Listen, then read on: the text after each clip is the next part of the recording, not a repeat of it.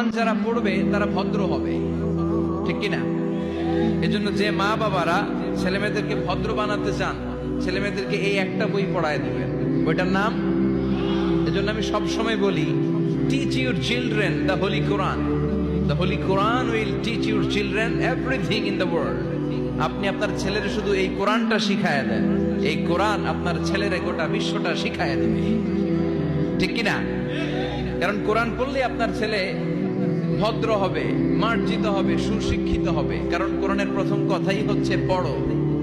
কোরআনের প্রথম কথা কি? মুসলমানদের না পড়ে উপায় আছে?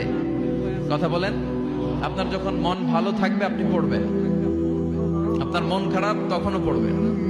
সুস্থ আছেন পড়েন, অসুস্থ পড়েন, দেশে আছেন পড়েন, দেশের বাইরে পড়েন, মারা যাচ্ছেন তখনও পড়বেন, পড়তে পড়তে মরবেন, ঠিক কিনা?